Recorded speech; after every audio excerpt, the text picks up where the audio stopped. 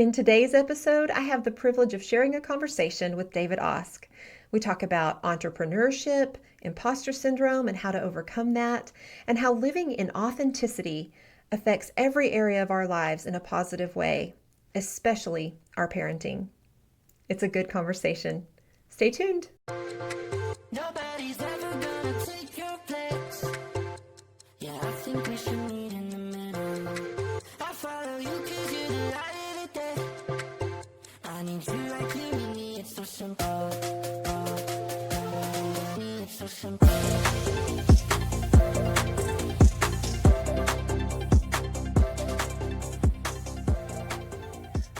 Welcome back to the Gen X Juggler podcast. I'm so glad you're here. And today I am so excited to introduce our guest, David Osk. He is an entrepreneur, inventor, and identity coach. From bringing his invention to over 3,700 retail stores to coaching high-performing leaders through identity-first transformation, David Osk helps people discover who they are before chasing what they do.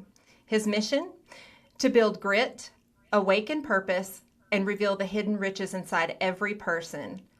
Oh, and he sings like Andrea Bocelli. So there's that.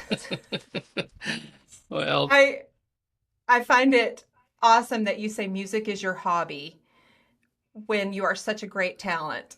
thank you. That's very kind. I moved to Nashville from Minnesota many years ago, and like a million other people, you come to Tennessee to try to find a niche, and what I found was obviously opportunity in music and so on. But what I found was a place that I just absolutely love, and I called home instantly. It just felt it felt like I kind of found my people. And of course, my little town in Minnesota is always home, and my parents are still there and all that. But I'm grateful for opportunity. I've been able to do music at a really high level for years, and at the same time, I've never had kind of the stress, as it were, of having to make money doing it. And I'm so thankful that it's really a joy, as opposed to, man, I've got to hang all I've got on this. And I think a lot of times,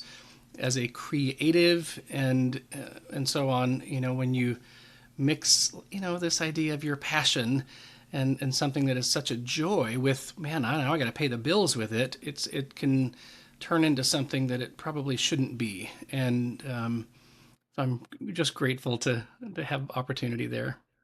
Yes, that makes total sense, the point you make. And I'm so glad that it gets to be your joy and probably a little bit of a respite from the other things that you have going on, even though I know you enjoy all of them. I can tell.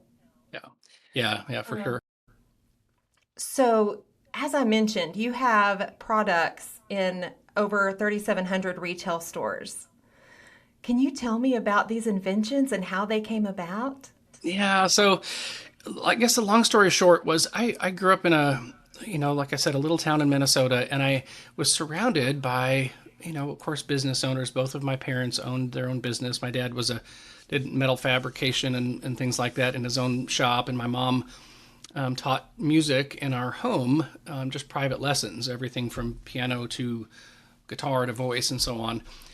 And at the same time, there were some folks that, kind of were doing things on more of an entrepreneurial level. And I remember, growing up, when someone referred to someone as an entrepreneur, sometimes it was a bit of a joke.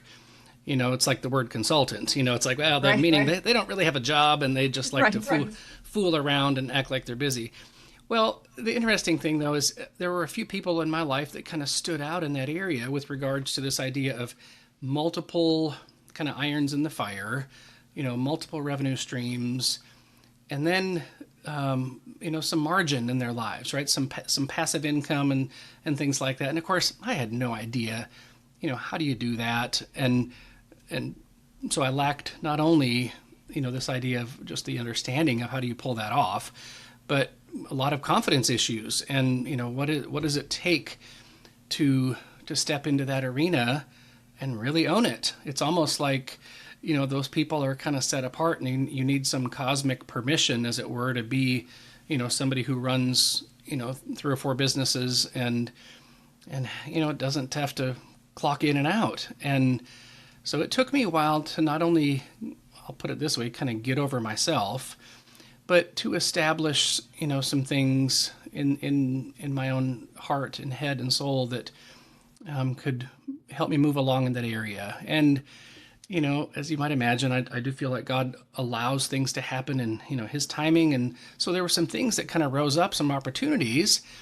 And one of those, kind of the mainstay is technically it wasn't my idea. My brother-in-law called me one day and he said, David, where do I get a thermostat guard with a combination lock? He said, everybody keeps losing the key for the stat guard. And if somebody doesn't know what that is, you probably do. You see them in restaurants or, hotel lobbies, but it's a box that goes over a thermostat so people don't tamper with the thermostat for obvious reasons. And we all kind of get the thermostat wars in our home even, right? Yes. The funny thing though is at the time I was working for a large telecom chain doing facilities management, and I loved it. Like it allowed me some flexibility to be creative and do some music, but I worked with an amazing group of people. Well, when my brother-in-law called me that day, of course, it kind of hit me because I was overseeing, I don't know, 75 stores in 5 states. And of course, we used thermostat guards because everybody messes around with the thermostat, including, employees and customers. But again, same, pain point with him. Nobody could keep up with that little key. So I was constantly having to, send somebody out to whatever store, remove it from the wall, fix the wall, paint the wall, put another one up. So when he called, he and I technically went into business together right away. It was really his. And we kind of developed this thing together. And then a few years in, I ended up buying him out because he got into construction and so on. And just, started running with it. And even at that point, this was, I don't know, about 10 years ago, 11 years ago, I had no idea what I was doing. But in kind of by definition, well, that's an entrepreneur. You're busting new ground every day, just trying to figure it out. And so at the time I suffered with a ton of imposter syndrome, like who am I to show up at Home Depot and knock on the door? Like they're going to laugh at me. But I realized that, there's more than one way to, handle things. And it was amazing how many people came along in the right timing and so on. And, here we are 10 years later, and Home Depot and Lowe's, we just got into the True Value Hardware Distribution Center. Now we're working on getting into those stores, and I just licensed. So my trademarked, the patent, whatever, is on a product called the Stat Guard Plus, and we just launched a new one this year. I say we, my wife and I, because she and I work together, and called the Lockbox Pro, and that has a combination lock with an option of a key. So we're just kind of, included both options, just a simple little upgrade, but that's going to be for the Pro channel. So that will not be in retail or online. It's going to be strictly for supply houses and industrial supply wholesalers and so on. That is awesome. That's such an accomplishment. Oh, thank you. Thank you. And I love that you addressed imposter syndrome as you talked about that, because I've experienced that a little bit starting my podcast. I've talked to other podcasters who've done the same, and it can stop you from moving forward if you don't push through it. Yeah, no doubt. And I think that in general, I don't think there's, how about this? If you're not familiar with the term, right? It's just this idea of showing up in a room and really this, the sin of comparison. You're thinking all of these people are so much better, faster, stronger, and that goes from when we are little children, all the way up till we die, really. You walk into a new setting and you just think, somehow I have to be given permission to be here and that I'm not as good as everybody, and just all of that nonsense. Well, the truth of the matter is you're not, and you don't have to be, because better is not the goal. Uniqueness is the goal, and there is room for everyone, and that's something that has absolutely revolutionized, my life. And to for instance, I mentioned when we previously spoke, I'm working on a book Mhm. for dads. Yes. There's a million books on fatherhood. And at the same time, I am passionate about fathers and sons. That's just my jam. And I'm not going to let the fact that people with more experience, higher degrees, and the whole 9 yards have written really, really excellent books, on fatherhood. I believe that I have a unique message and a unique lens to see some things through, and I'm passionate about that demographic. And by the way, that word passion comes from the word suffer. And so what are you willing to Mm-hmm. suffer for? And so I that's something I'm willing to suffer for internally, right? That imposter syndrome, looking in Right. the mind, willing to suffer through some of that head trash, but then also willing to suffer in getting the word out there and giving books away, whatever that looks like. I don't care about selling a book. I care about changing lives and introducing fathers to themselves so that they can introduce their sons to themselves in a very logical progression. And so, yeah, yeah, That's awesome and so necessary. I feel like our boys and even the men around us right now are in such an interesting position. yeah, I read that 31% of Gen Xers feel disenchanted with their lives and unhappy. And I feel like so much of the world and what goes on in it rests on the shoulders of the men in our world. And we don't acknowledge that enough. yeah, yeah. And when we start our boys, as what was the phrase you used, uncrushable sons, to be uncrushable. What does that mean? Well, and by the way, I just so appreciate you, just pointing out the fact that, men and boys are unique and they have a special place, right? Mhm. So let me back into it this way. I like to say, there are a few things that we're never going to hear somebody say in this world. And on a very practical level, I'm being kind of funny, but we're never going to hear someone say, gee, I wish I couldn't play the piano. Right, right. I mean, or how about this? Gee, I wish I didn't finish my college degree. Gee, I Mm-hmm. wish I. But so here's something else you're never going to hear someone say. And how about this? You're never going to hear a woman say this. Gee, I wish my dad didn't love and lead me with such courage and clarity. Mm. You know what I mean? And Yes. you know full well, people listening right now, many of them, their hearts just dropped because either their dad left or their dad was there but was not there and Mhm. never spoke to their hearts and engaged them on a way that, this idea of raising somebody, causing them to rise. What does that mean? And most Mhm. people don't have a freaking clue what that means.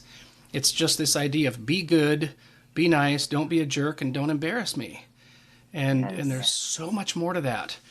And so to your question, obviously, the book, the working title right now is Guardians of Grit. I just sent it to the editor, and the tagline is Fathers Raising Uncrushable Sons. Well, guess what? Life is freaking hard. Yes, it is. You know, you better be, packing a good helmet and some pads. I mean, life can be not only just brutal, but it can crush you. Well, Mhm. how do you withstand not only the world that we're born into that's severely broken, but also, this idea of sometimes my worst enemy is me. It's I kick my own butt. I mean, and we all Yes. get that sense of sabotage or believing, some internal narrative. Well, obviously that's a really complex, paradigm from a world at war, just brokenness in our families and not being raised in a way that, would empower us, that kind of thing. Mhm. And then just the fact that, sometimes we start patterns in our lives, habits that are just counterproductive, and we, double down on them and so on. So I love this idea of uncrushable because it insinuates you're going to get knocked down. You're going to get crushed in some ways. Mhm. What causes you then to be resilient? like get up quicker as opposed to get knocked down and stay there for 3 weeks or 3 years or 30 years, that kind of thing. So that's the stuff that I'm writing about is how do you, identify, that word identity, the plumb line that's inside of you that when you get knocked down, you're anchoring back to that. It's not really a that, it's a who. You're anchoring Mm-hmm. back to your most authentic, identified nature that you have language for, and so on, so that when you get knocked down, you're like, well, like Seth Godin says, people like us do things like this. And That's right. you know exactly not just why you're getting up, but you're getting back, unto and into someone, which means you. And so I think that this idea of authenticity and identity in our culture have been completely hijacked and misunderstood. And I don't want to even get political about it. It's kind of irrelevant. No. The whole point is I just love this idea of fathers being able to, with radical clarity, identify the most powerful, precious, courageous, goosebump driven things inside of them, and then be able to do the same thing for their sons. And of course, there's overlap with Yes. moms and daughters and everybody, but I just thought I Mm-hmm. would, kind of niche down there to speak a language that I think needs to be spoken right now. I could not agree more. And you're right, it's not political. It's Yeah. just about people and how we work, how we function. Yeah, that's such a good message. And as you said, especially for our boys, because they're going to carry more of the burden and get less of the attention to their soul as they Yeah. grow. So they need to understand what life can hold for them. I think making it clear that life can crush you. Stuff's going to happen. You're not always going to succeed at everything you try. The important thing is that you do try. You're going to run into obstacles. I was a kid who was completely afraid to ever make a mistake. And the way that freezes you, and I don't know exactly where that came from, but the way that freezes you, you will not try something unless you're 100% sure you can do it, which eliminates about 95% of the things that you might step out and do. And as an adult, when I was freed from that by having no choice but to walk through the crushing moments and come Yeah. out and go, okay, I'm alive, the freedom in that Yeah. was beautiful. Yeah. And I love that message. Yeah. And sometimes the change comes because of necessity, right? It's like, okay, it's time to sink or swim.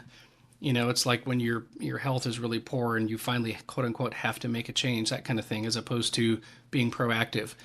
Change happens. Sometimes it's not that necessarily the way that we would want it. But what's interesting is we do have a choice, when we get knocked down. And Deb, not everybody chooses what you chose, right? Not everybody, has this idea of I'm going to lean forward, right? Some people, double down on whatever their choice of medication is, right? And it's like, I don't believe in myself. I don't believe anybody cares for me. I don't have a support system, and that kind of stuff. And most of the time, that's a lie. You're just believing. Quite Absolutely. often you do, and you're not asking for help because of your own pride. But not everybody ends up leaning in when the going gets tough. And so that's one of the things that I'm really passionate about is helping people understand, you know, uh, obviously who they are, what they value at their core, so that their Hmm. why makes sense to them, as opposed to, having someone else's why. That is so important, and that's really important work. And I understand why you're passionate about it. Um, you are the lead coach for Dr. Andy Garrett's True North Culture Program, and I know that's so important to you. Can you tell me a little bit about that? Yeah, yeah, of course. So, Dr. Andy Garrett and I met in the Iron Sharpens Iron Mastermind. So I've been a part of ISI for about 7 years, and so when he joined, the group that I was facilitating, started introducing me to, just some language that we all know, but that, he kind of brought it down to a bit of an eighth grade level, as it were, to help me understand some things, about the way we were made and how we operate and so on. Well, so I'll jump into the deep weeds here for just a second. So I was at speaking at a conference a couple of months ago in Jamaica, and I asked this room, and these are high level, you know, very well paid, hundreds of thousands of dollars a year, master's and doctorate level people. And I walked up and, made an introduction. In fact, I sang them a song and just to break the ice. And I said, hey, by the way, real quick question. Does anybody know where we get the word authenticity from? And of course it was, crickets. And like people were like looking at each other like, like, wow. I don't know that. Like, what do you mean? Where do we get that word? Well, it comes from the word author, right? We don't make us, right? So so this is, again, people have to decide what they believe about, eternal things, right? But you can't deny the fact that even in the land of the free and the home of the brave, we don't make us. I didn't choose my skin color, eye color, when I was born, my taste buds even. And here's something else that is really fascinating. And those of us who have kids and so on, we realize we don't choose our own personalities. We are very hardwired. So you might imagine, children coming out of the gate, as it were, up until they're, 5, 6, 7, something like that. They're not really thinking about authenticity like us sophisticated adults are, right? They're just doing their deal. And so, my siblings and I, we were so different. And I've got 2 kids who are now 18 and 20. And within weeks of their birth, right, you can start sensing their little spirit, that their little essence is so different. And of course, when they hit, 9 months and start walking and throwing things and what makes them laugh and cry and all that stuff early on, they are relaxing, as it were, into who God made them to be. Well, so one of the things that Dr. Andy kind of introduced me was that, but then it goes a bit further. So you have author, you have authenticity, which just means, identifying, like literally writing down what are the hierarchy of things that rise to the top for me in all of these different areas. But when you have done that, what happens? You feel a sense of authority in your life. You start to operate in a way that is authentic, aka natural, aka genuine, to yourself, as opposed to trying to play a role in a room, where I get attaboys or applause, or I get laughed at or, scolded.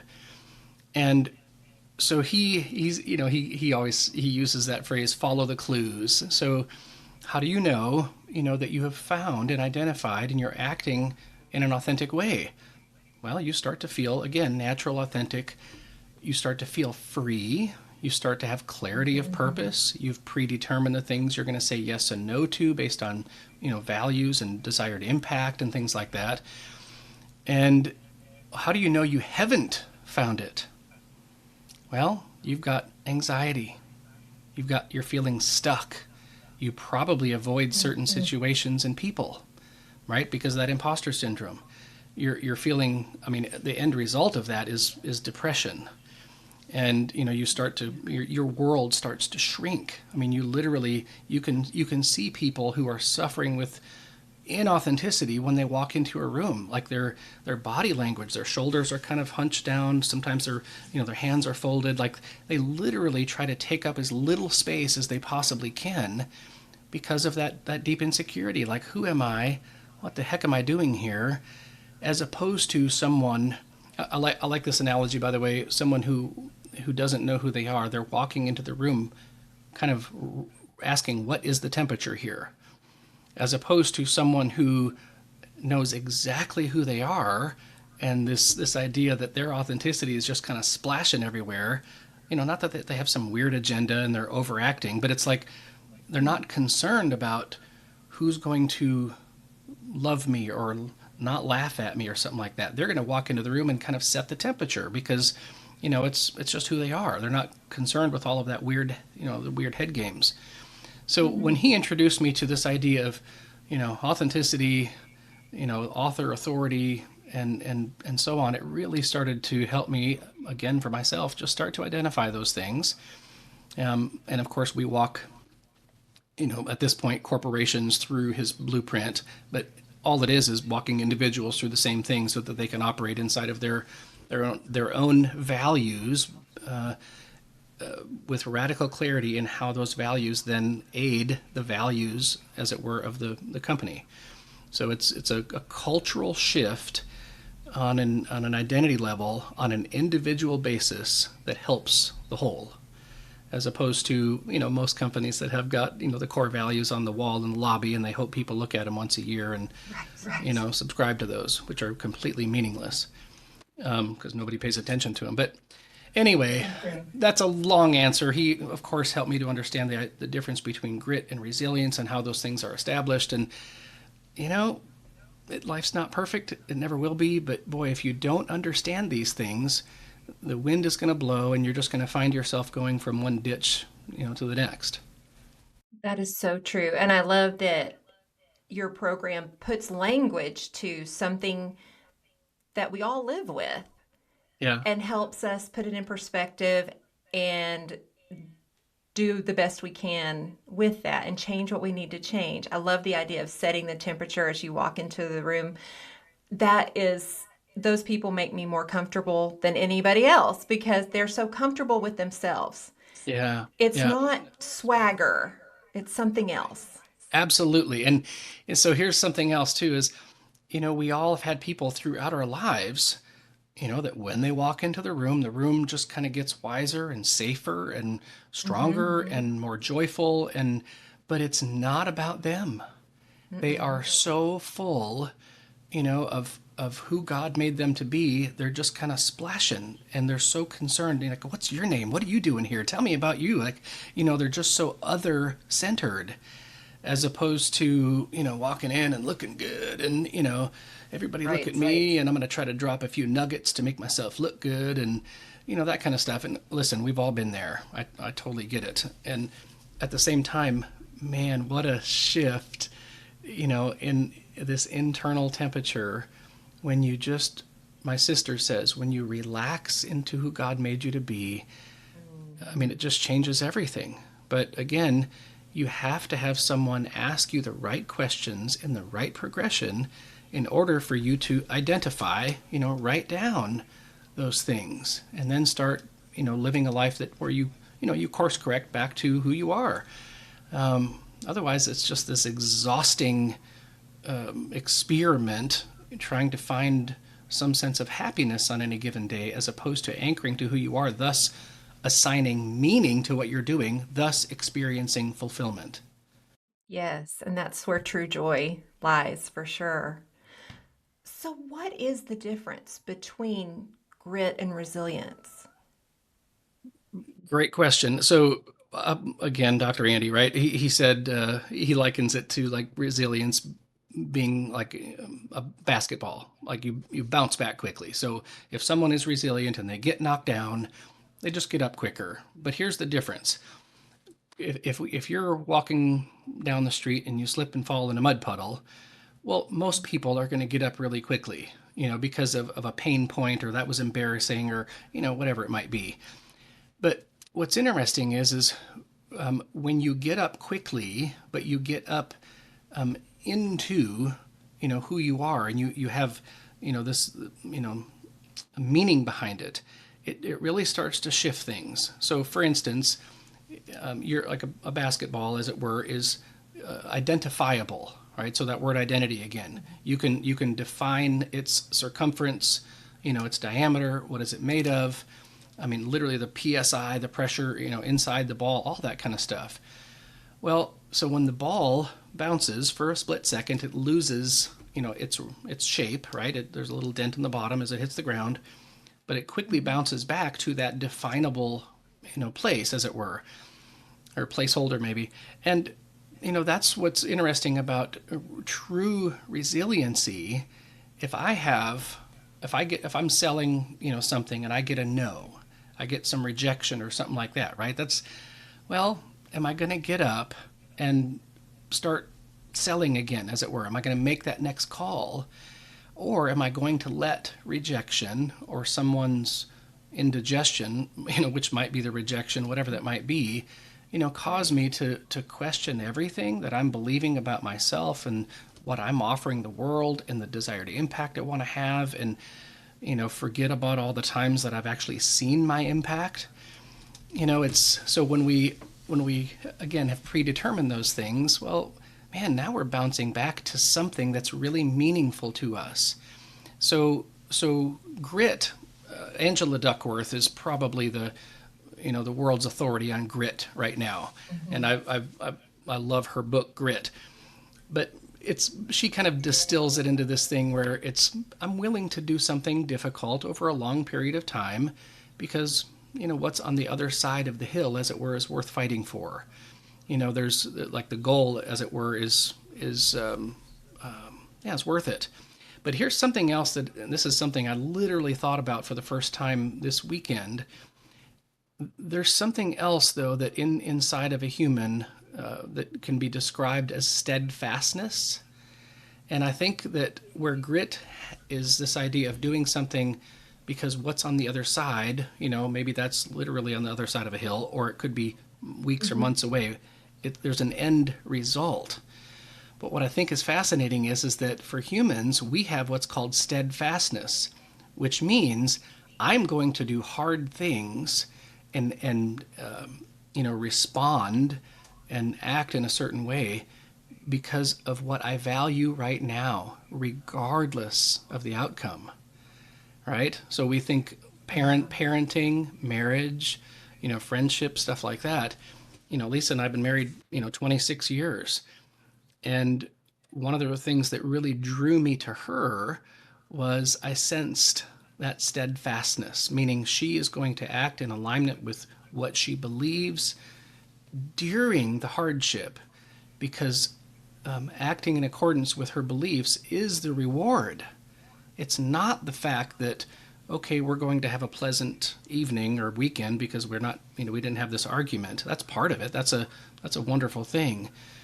But acting in alignment with what, really who we are is the reward. It feels really good to anchor to that place and feel the weight.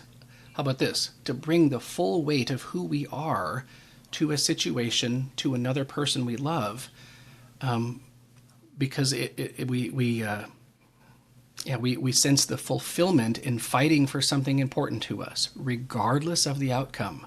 That's a hard one to kind of maybe explain, and I'm not sure I did that very well, but I just thought about You that this did. weekend. Yeah, you explained that perfectly. Mm, And having that anchor to return to and being surrounded by others who have that anchor right. does make it getting through this life so much easier and getting through the difficult times. Yeah. Yeah. Yeah, for sure. What can our listeners do today to move the needle for themselves? Yeah, I love that question.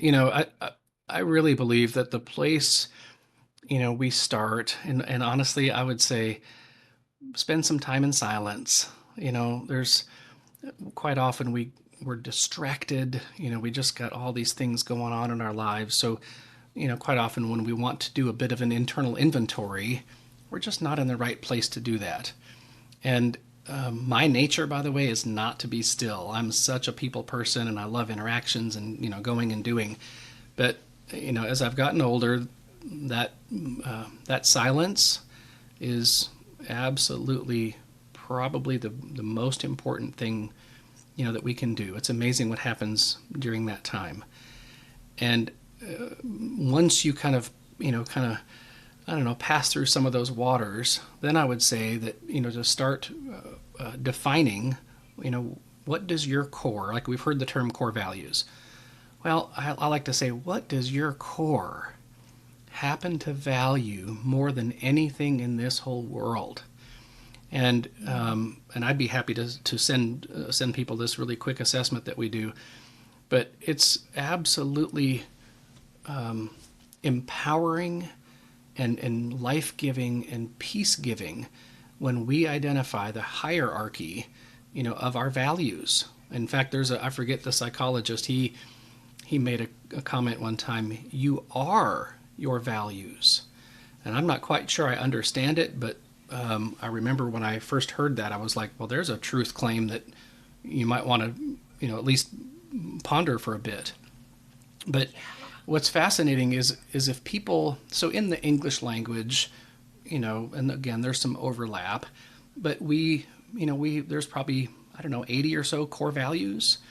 And of course, what I think is really important is so many, thought leaders, out there are really quick to tell people what they should and shouldn't think, and should and shouldn't believe, that kind of stuff.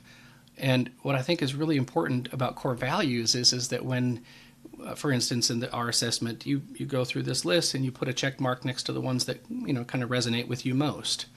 Well, then you narrow that down to, 10, narrow that down to 5. 5, I did 6 because I'm kind of a rebel.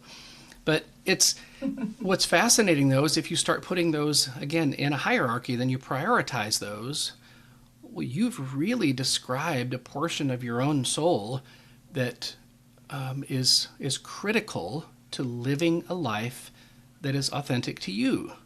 Meaning your values are what you make decisions through, right? So on any given day when I get up, I read my core values every single morning, and I'm in hopes, right, because we're human and we're distracted and all the stuff, that I make decisions based upon those values because they are so core to who I am. They reflect the desired, impact that I want to have. They're the matrix at which I make decisions through.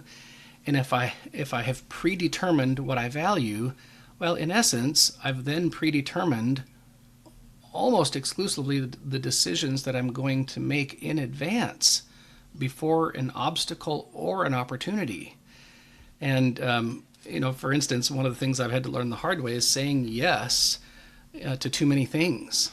And I am a creative at heart, and I've got, heck, whether it's books or songs or products that I'm working on right now, which are a lot, I've had to put some on the shelf because we live in a finite world. I can't possibly do all of those things. So as I've anchored more, again, to my values and rehearsed those things and kept them in front of me, it's amazing, the decisions just start to become a bit easier. And you start to feel, again, natural and free and authentic and genuine and courageous and resilient and, all those things, as opposed to when I started to say yes to too many things. Well, then you start feeling anxious and, overwhelmed and, avoidant and apathetic and, the whole 9 yards. But so to your question, where do people start? I would say silence and core values. Silence and core values. And then once you know those core values, write those core values on your heart by rehearsing them every day so they are there to draw on whenever you need them. So there's a study by Stanford, and I forget the professor who did this, but it might be one of the most psychologically profound exercises that you can do that is so simple. And she called it the 10-minute exercise. So years ago, they did a study in an inner city school where the graduation rate was, I think, 30%. And what they did is they had all of the seniors at the beginning of the year do a core values assessment. And every single morning they took 10 minutes and the kids would write about their values. And they didn't give them any other instructions except, here's a piece of paper, write about your core value. In 1 year, the graduation rate flipped on its head to 70% from 30. Wow. And what's really fascinating about that is you might imagine, right? If you're going to do anything, it's this idea of bedrock. What am I standing on to base my decisions on, to base my yes on, to base my no on? And if it is not your core values, good luck. It's Yes. Absolutely people-pleasing, exhausting nonsense. And your identity then is placed, and this is something I suffered with, your identity is placed in becoming someone, right? Accomplishing enough so that somehow you'd be validated by the world that you're finally enough. And Yes. and that's a really horrible place to live. And I did that for years. I remember, getting into Home Depot thinking, man, at least I'm not a complete failure. And I mean, it was exciting for a few weeks, but then the real work started. And it was like, oh my gosh. And then you're afraid you're going to lose it and all that kind of stuff. But again, when you operate from a place of, hey, I'm David Osk, and I value, my faith, I value community and wisdom and beauty and impact, and I want to have these types of experiences on any given day, and I want to bring the full weight of who I am. I don't care if I'm at the gas station or with you, to have a wonderful, inspiring, my number 2 core value is inspiration, which means to breathe life into. And if I'm not involved in that in some way, I feel like I'm dying. And once I finally identified that, right, identity is so core to who I am, and I operate in an inspiring way, I read inspiring things, I feel very natural. I feel very normal and lifted up, and the best version of myself starts to come forth. But until I did some of that work, I was looking to extrinsic, events or accomplishments to somehow, give me a sense of my worth. I would have never believed that intellectually, right? I would have never said that out loud, but my actions and my heart, totally said otherwise. Yes, I can completely relate with that. And until we settle into the core of who we are and get to know ourselves Yeah, through programs like True North, yeah, we're just going to float along on everybody else's wave, kind of looking around to see if we're doing what we need to be doing. yeah. And so that's a super, super valuable program and super, super valuable ideas. I appreciate that. And I'm going to leave you with one other thing here too. So identity, right, is not created in a vacuum. Mm, It's not created, because you went through a course. If you don't do some of those, I'm not saying that we're the end all be all, but if you've not done some of that stuff, you're going to be sorely lacking. But here's the wonderful thing. We think about raising, children, right? The family, the nuclear family is the genesis of all things in our world, period, thriving and everything else. When the family breaks down, everything just goes absolutely haywire. But here's what's really wonderful. So, can you imagine a father, and I'll just leave it at that since I'm a dad, but can you imagine a father loving their children in this way? Meaning, they help their kids from a very young age identify their strengths, their talents, their core values, their virtues, which is this idea of outward impact, convictions. What do you believe? Right? Here's what I believe. What do you think of that? Right? I'm not going to force my kids to believe anything. I can't. And right. so when you basically what you're doing then in raising a young person is you're holding up a mirror, to your son or your daughter and saying, hey, do you see what I see? I mean, you're made of awesome. Like like you Yes. validate this. And so on a very experiential level, when you see your kids operating inside of their values, well, you see something, you say something, right? You need to galvanize those things so that there's no question marks. I think the biggest job as a father, really, Dr. Andy said this, is just to remove as much uncertainty as possible. Just remove those question marks. So, for instance, Oh, when yeah. Parker, even last night, he had a conversation with a friend, and he's 20, he's a 230-pound meat wagon, but I looked at him last night and I said, hey, I just noticed that you had this conversation with so and so, and I so appreciated the way that you entered into that conversation, the language that you used. In fact, I even galvanized in him that he talked slowly because sometimes he gets nervous and he talks really fast. But there's something really palpable about when he speaks slowly. It just lands well, it's mature, there's gravity to it. And I told him, I said, man, I said, I don't think you even realized you did that. But I said, the entire experience that your friend had with you was so different because of not only what you said, but the way you said it. It felt very natural to you. And he got this big smile on his face, and I could tell that, yeah, it drove something, beautiful into his heart now that he's going to take with him. So identity and authenticity and all that kind of stuff, we have to have other people, and mainly our parents, but friends as we get older, look at us and say, hey, you're amazing. Do you see what I see? So we can help build that up in each other as well. You have to. Yeah, it's like breathing air. We have to have those around us to do that. We absolutely do. I love everything that you've brought to us today. David Osk, it's been so nice to meet you. Tell everybody where they can find you. Yes, thank you for that. So my website is David Osk. So my last name it's actually Norwegian descent, but it's spelled like ask, but it's davidask.com. And of course, if you need a thermostat guard, you can go to statguardplus.com. And I always like to say, when I leave a podcast or leave anybody, my favorite quote is by Benjamin Disraeli. He's the former PM of England back in the 1800s, and he says, "The greatest good you can do for another is not to share with him your riches, but to reveal to him his own." And I would just say that if there's a way that I can do that, even from a distance, let me know and I'll do my best. Thank you so much.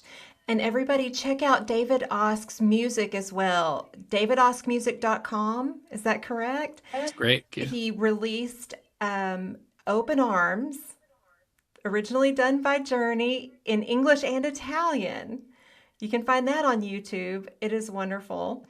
Thank you. I am a fan, and I will promote you to everybody that I see, because while your music is a hobby and you do all these other great things, your music is a blessing as well. Thank you so much. That means And a I lot. sure appreciate it. Thank you for coming on, David. This has been a wonderful conversation. Honored to be here. Nobody's ever gonna take your place. Yeah, I think we should meet in the middle. I follow you 'cause you're the light.